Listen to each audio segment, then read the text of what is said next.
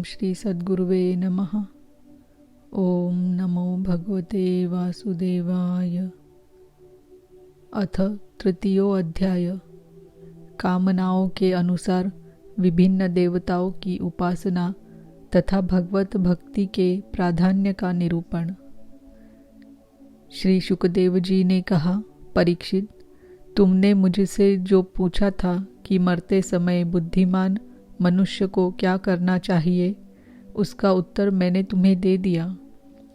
जो ब्रह्म तेज का इच्छुक हो वह बृहस्पति की, जिसे इंद्रियों की विशेष शक्ति की कामना हो वह इंद्र की, और जिसे संतान की लालसा हो वह प्रजापतियों की उपासना करे।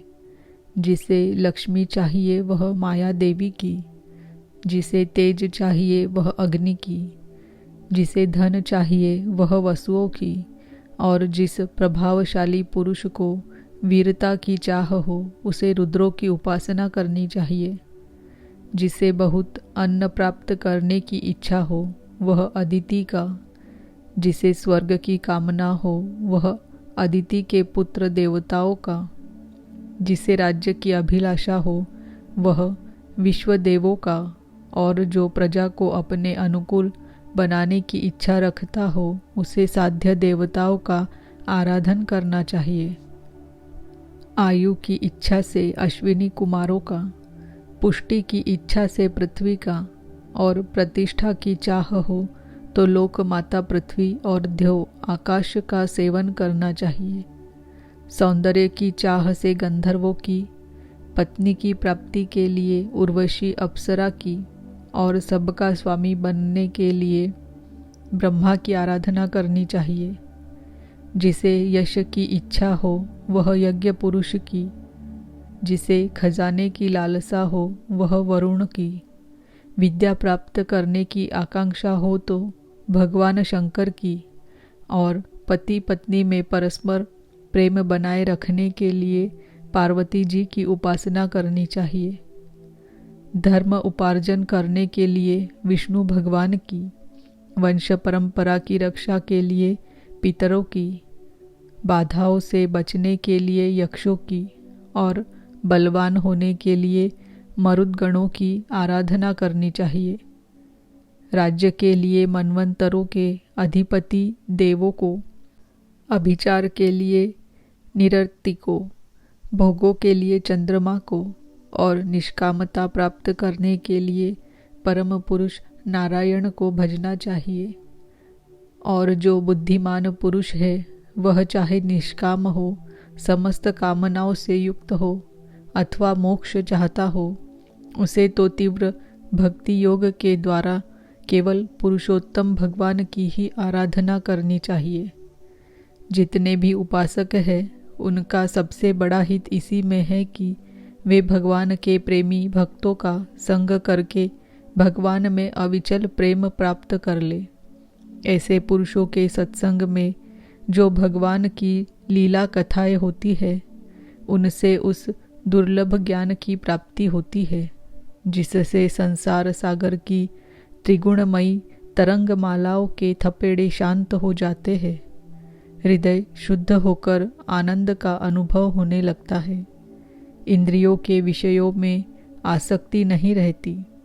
कैवल्य मोक्ष का सर्वसम्मत मार्ग भक्ति योग प्राप्त हो जाता है। भगवान की ऐसी रसमयी कथाओं का चस्का लग जाने पर भला कौन ऐसा है जो उनमें प्रेम न करे।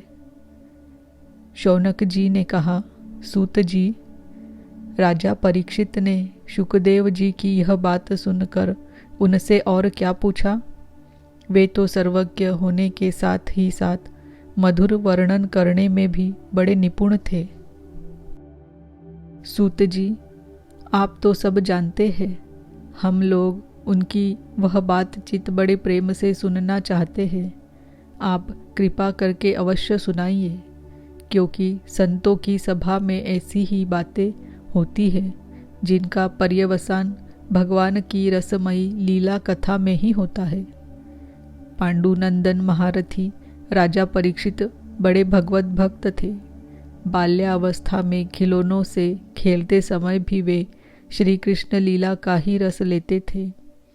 भगवानमय श्री सुखदेव जी भी जन्म से ही भगवत परायण हैं। ऐसे संतों के सत्संग में भगवान के मंगलमय गुणों की दिव्य चर्चा अवश्य ही हुई होगी। जिसका समय भगवान श्री कृष्ण के गुणों के गान अथवा श्रवण में व्यतीत हो रहा है, उसके अतिरिक्त सभी मनुष्यों की आयु व्यर्थ जा रही है।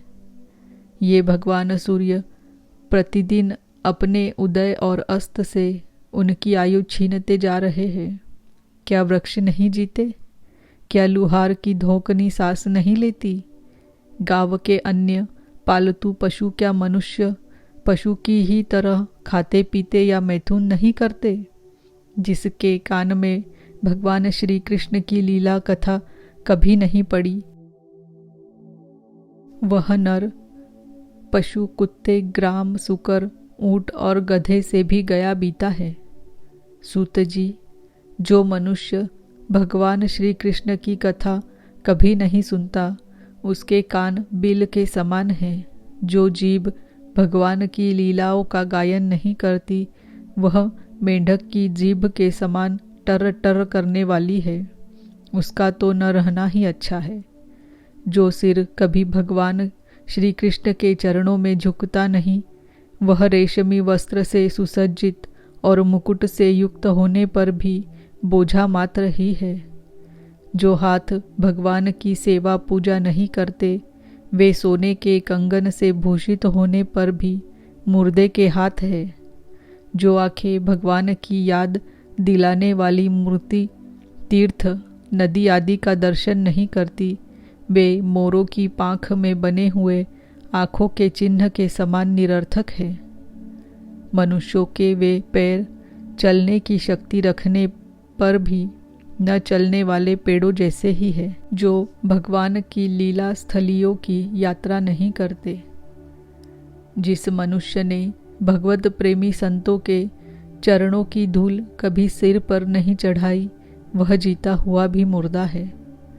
जिस मनुष्य ने भगवान के चरणों पर चढ़ी हुई तुलसी की सुगंध लेकर उसकी सराहना नहीं की, वह श्वास लेता हुआ भी श्वास रहित शव है। सूत जी, वह हृदय नहीं लोहा है, जो भगवान के मंगलमय नामों का श्रवण कीर्तन करने पर भी पिघल कर उन्हीं की ओर बह नहीं जाता। जिस समय हृदय पिघल जाता है, उस समय नेत्रों में आंसू छलकने लगते हैं और शरीर का रोम रोम खिल उठता है। प्रिय सूत जी, आपकी वाणी हमारे हृदय को मधुरता से भर देती है। इसीलिए भगवान के परम भक्त आत्मविद्या विशारद श्री सुखदेव जी ने परीक्षित के सुंदर प्रश्न करने पर जो कुछ कहा, वह संवाद आप कृपा करके हम लोगों को सुनाइए।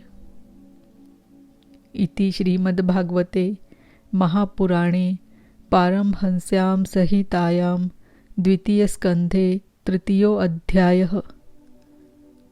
ओम नमो भगवते वासुदेवाय।